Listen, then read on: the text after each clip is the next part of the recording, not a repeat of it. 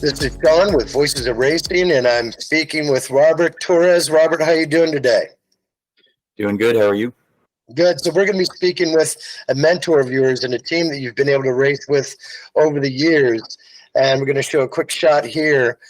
Jonathan, you're there with your father, Joe. Jonathan, how you doing, and where are you located currently? Hey, I'm doing good, thanks. And we're at the race shop. We're home in Long Island, New York. And you have Group A Racing. And here's the shot of you guys in Sonoma that it was in October 29th and 22 that you swept all three classes. The first female driver, Aurora Strauss, was a winner. It was the first time in Radical Cup history. Is that right? Yeah, that was a pretty awesome day. Rewrite the record books on a few fronts, sweeping all three classes, and first female winner. All right, so we're going to go here to Robert. How did you get originally connected to Robert? And this is him in front of the pack. And just give us a little bit of your company background and the family background in racing. Yeah, so we started going pro racing in '96. It was for when my older brother was moving up from karts to cars. We just won a couple of national championships in karts, so he was moving up to cars, and we kind of always run our own program. And then I moved up into pro racing in 2009 in F2000. And at that same exact time, I started running the race team, even though I was still in 11th grade. So we signed my first customer just a week before my 16th birthday, or 17th birthday, rather. And so I've been doing that since. It's 14 years now or so. And then Robert first reached out to us. It was December of 2017, November 17 or so. He did some karting. He did a Broder Roost school or two at the time. He was looking to move up into like F4 or so, but naturally it's a big step, especially just straight from karts and what have you. So we did a couple tests.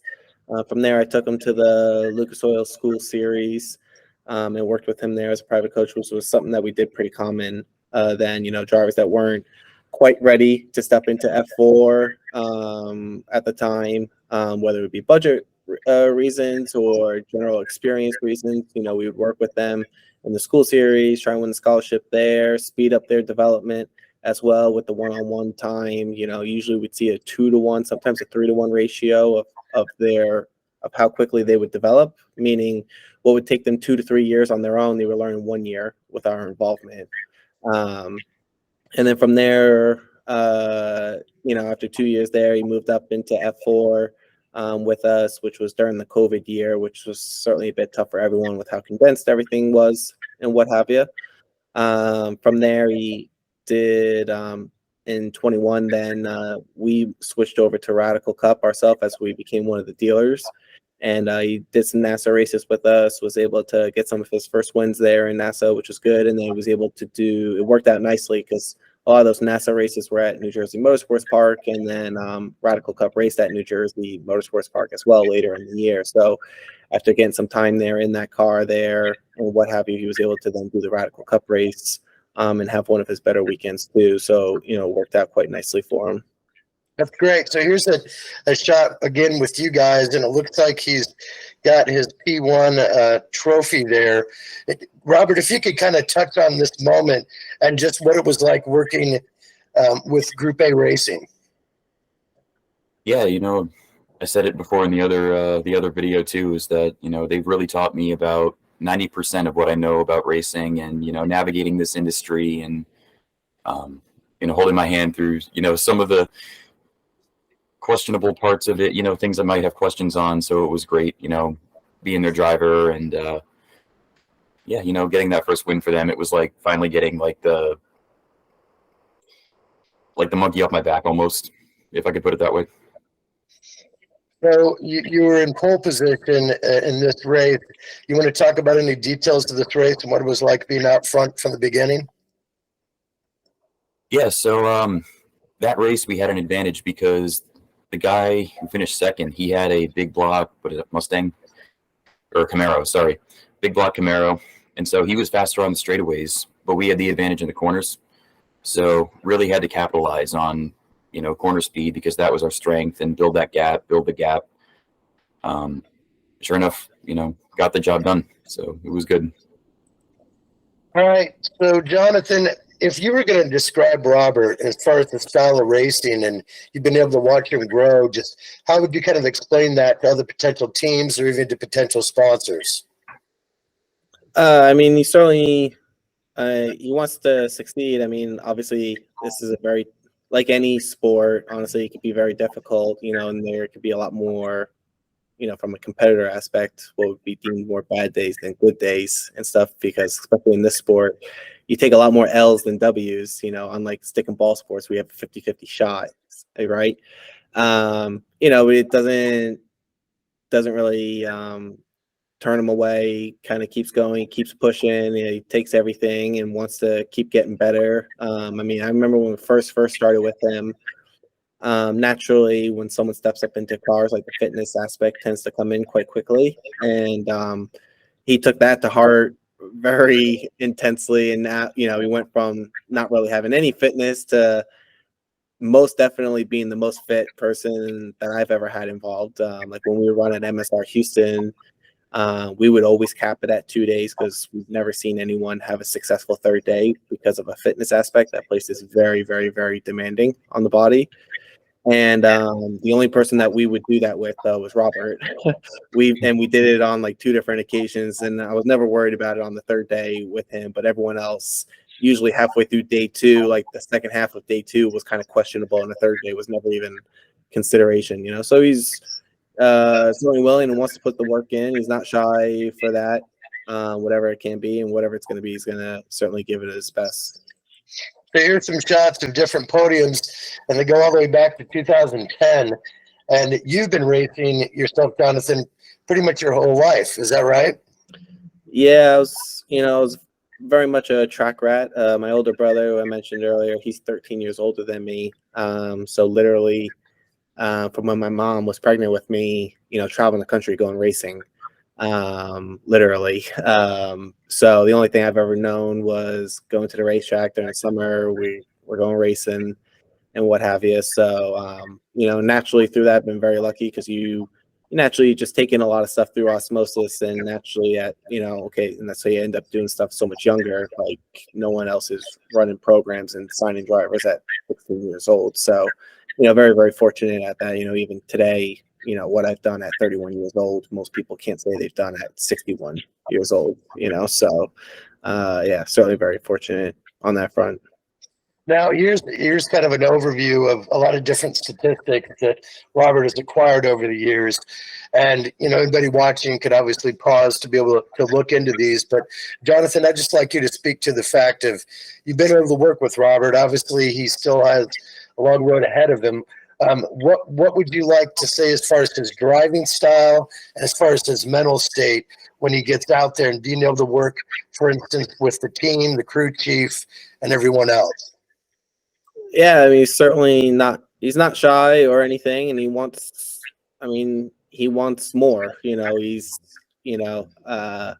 I love when my guys take a lot of that out of my attitude and when they repeat some of my things, because that's how I know I'm getting in my head. And something that I always say is, it's never enough. It's never good enough. You could win. You could have been on pole. It doesn't matter. We still need to break everything down. We still need to be better because it still wasn't good enough. And our competitors are coming after us for the next one, and he's very much takes that attitude to heart. And, naturally, because of the intensity that I tend to bring with that, it could shy some people away, but okay, well, the industry was going to chew him up and spit him out with that, but that's never done that to him at all. It's just kind of fed him even more to, push more, go for more. And okay, wherever it is today, okay, we push and try and be better tomorrow, whatever it is that we need to change and tweak, and whether it's mental, it's physical, or what have you. Now, giving your father some props too, Joe. If you could talk to this for a second, Robert, about just the dynamic between Joe and Jonathan and what it was like to be able to work with them, as far as generational within the industry, and what you really learned from them. Like, what are some core things you really feel you learned from them? Yeah, there's been a lot, things that can be applied on the track that can be applied off track as well. You know, obviously values of hard work, you know, determination, things like that. You know, seeing them work at the shop and seeing them work on the car. You know, taking that in over the course of 4 years, about 4 years or so. It's had an effect on me. I've felt it. You know, the coaching that Jonathan provided as well became a mindset, you know, in everything I'm doing, whether it's, you know, work life, working out, you know, and obviously racing. So, yeah, I mean, I would say I definitely wouldn't be where I am today without their guidance, and very, very grateful. You know, they're like family to me. All right, well, Jonathan, in closing, what would you like to say to any potential sponsors out there in general about being able to work with Robert, and any advice you'd like to give to Robert for the road ahead? I mean, anyone else that's going to get involved, I mean, you're going to get between him and his family. I mean, they're some of the nicest people. I always kind of jokingly say you can get diabetes from this family because they're so damn sweet and nice and stuff. You know, I mean, it's one of the nicest, best families that I've had the privilege to work with on that, which is, you know, and with that, not going to be a troublemaker, not going to be an issue, and always going to be a positive influence, positive involvement and stuff with them.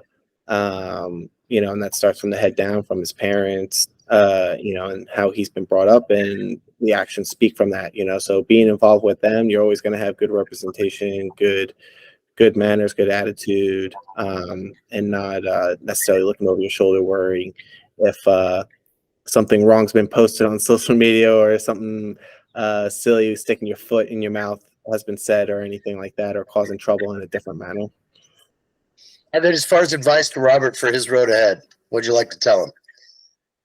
I mean, we're in contact always, you know, and it's you have to just keep going. You know, it's into, you know, every single sport. It's very difficult. This one's even more difficult because of the money aspect to it. You know, I mean, the skill set itself only gets you about 10% as far. You know, that's really not going to take you as far as you need to. It's what budget and financial involvement and partners do you have behind you, unfortunately, whether you like that or not, you know. So you have to just keep pushing and keep going with that, because you know, those that quit, well, their destiny is already there as soon as they say the word quit, you know. But those that don't, okay, well, sky's the limit. All right, and Robert, is there anything you'd like to say to Jonathan or to pass along to his father, Joe, in closing? Yeah, you know, as I was saying before, very grateful for the guidance, you know, even with things today, you know, racing for different teams, and, you know, who knows, maybe run a radical race one of these days. But it's yeah, it's been great. It's been wonderful, and glad to have you as, you know, a friend. Okay. All right. Well, I'm going to close this one out of Jonathan, if you can just stay in line, and also Robert, but I appreciate both your times. And again, good luck, Robert, on your road ahead. Thank you so much. Well, thanks.